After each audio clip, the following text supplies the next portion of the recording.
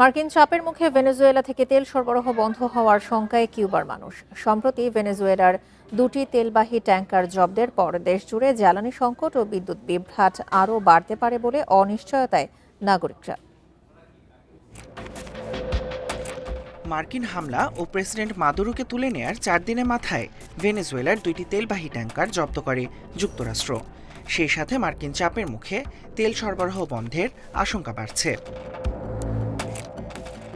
কিউবার মাতানসাস বন্দরনগর, যেখানে স্বাভাবিকভাবে তেলবাহী জাহাজ ভিড়তে দেখা যায় জ্বালানির জন্য দীর্ঘ লাইন। মার্কিন নানা পদক্ষেপের পর এখন সেখানের দৃশ্য একেবারেই ভিন্ন। ভেনেজুয়েলা থেকে তেল আসা বন্ধ হলে কিউবার নড়বড়ে জ্বালানি ব্যবস্থা আরও বড় সংকটে পড়বে বলে মনে করছেন বিশ্লেষকরা। ভেনেজুয়েলা আমাদের তেল পাঠাতো আর আমরা চিকিৎসক পাঠাতাম। এখন ট্রাম্প বলছেন এখানে কোনো তেলবাহী জাহাজ আসতে দেবেন না। আগে ভেনেজুয়েলা ও রাশিয়া থেকে তেল আসতো, এখন শুধু রাশিয়ার উপর নির্ভর করতে হবে। এর মানে দেশের অবস্থা আরও খারাপ হবে।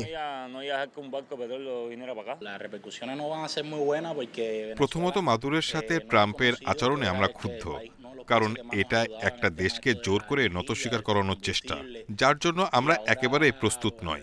দ্বিতীয়ত, আরও বেশি বিদ্যুৎ বিভ্রাট হলে আমরা হয়তো তা সহ্য করে নেব, কিন্তু কতদিন তা সহ্য করা যাবে বলুন?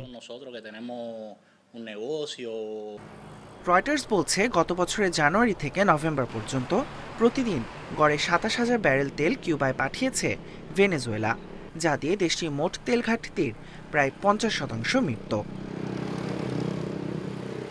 বর্তমানে মেক্সিকো কিউবার গুরুত্বপূর্ণ জ্বালানি সরবরাহকারী হলেও দেশটির প্রেসিডেন্ট ক্লাউডিয়া শেইনবাউম জানিয়েছেন কিউবাকে অতিরিক্ত তেল পাঠানো হচ্ছে না। যুক্তরাষ্ট্রের কঠোর অবস্থানের ফলে কিউবার অর্থনৈতিক সংকট আরও দীর্ঘ হওয়ার শঙ্কা দেখা দিয়েছে। জ্বালানি সরবরাহ বন্ধ হয়ে গেলে সাধারণ মানুষের দৈনন্দিন জীবন ও ব্যবসা বাণিজ্যে এর প্রভাব আরও স্পষ্ট হয়ে উঠবে।